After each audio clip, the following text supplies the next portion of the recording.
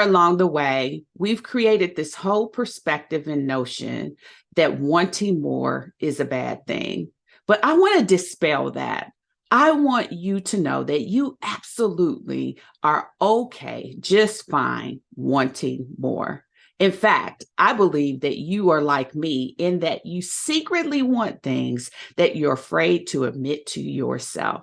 And what I want to empower this month, especially since it's Women's History Month, is that it is okay for you to want more. And I want to support you in your journey to accomplishing, to doing, to being, and to having the more that you want.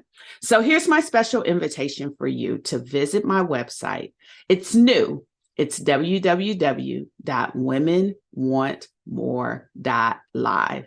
And if you fit that criteria where you want more, then you're going to want to check out what I have going on at my website today.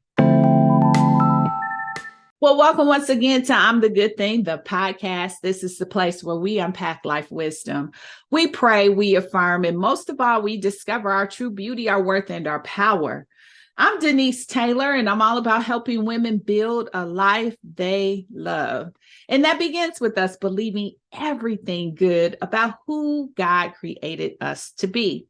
Now, this is the place where we get energized in a God kind of way as we see ourselves the way God sees us. And let me tell you, sis, you are good.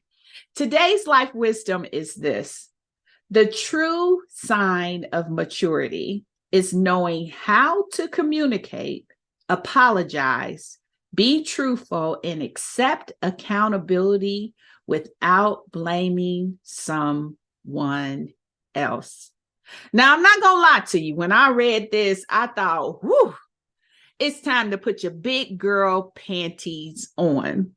Because here's the reality. Oftentimes, we want to point the finger at someone else when the reality is we need to look in the mirror. We need to look in the mirror and realize that more maturity is required of us. It's time we grow up. It's time we be responsible. It's time that we do the things that today's life wisdom is checking us on. We have to know how to communicate. We have to know how to be in communication with one another in a way that's effective and not detrimental. We have to know how to apologize. And many of us struggle with this whole I'm saying that I'm sorry conversation.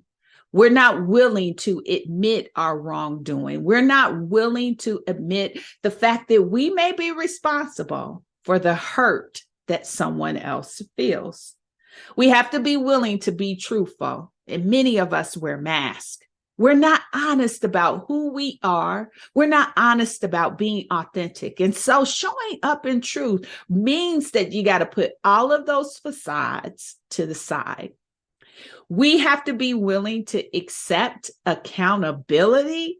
You mean I've got to be held accountable to who I am and what I do without blaming others? This is a real big girl panty moment for sure. But I want you to realize that even though it can be hard to do all of these things, you can do hard things. You have to be someone that others can trust. And that begins with you trusting yourself to show up as your best self and to grow and mature in the things that make you a better person. You have to be willing to accept the responsibility to become a better communicator, to become one who takes responsibility and is willing to apologize if it's warranted, to become one who will be honest with themselves, and to become one who will be held accountable. We've got to be willing to grow and mature in these ways. And I wish that there was just this one level that you have to aspire to and achieve. But in each of these, there are many levels to maturity, which means that we are always on this growth process of becoming. But I want you to know that maturity is always an asset to you.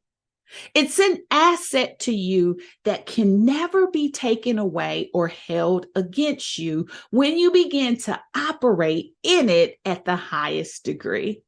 And so while it may be a bit of a struggle to be held accountable to communicating well, to be held accountable to being willing to be an apologizer, to be held accountable to being honest and truthful, to be held accountable to taking responsibility without blaming others, it makes you better, a better version of you. That mark of maturity is your best asset in being able to show up authentically and represent God in the most powerful way. So don't shrug the process. Lean into it, grow into it, become into it. Thanks for connecting with me today. If this was a help to you, apply what stood out most to your life. And if you loved it, by all means, subscribe so you can meet me here next time. And if you were moved, then share this with someone else. Keep seeing yourself the way God sees you. After all, you are the good thing. And be sure to visit my website, imthegoodthing.com, for all sorts of good stuff. And I'll see you next time.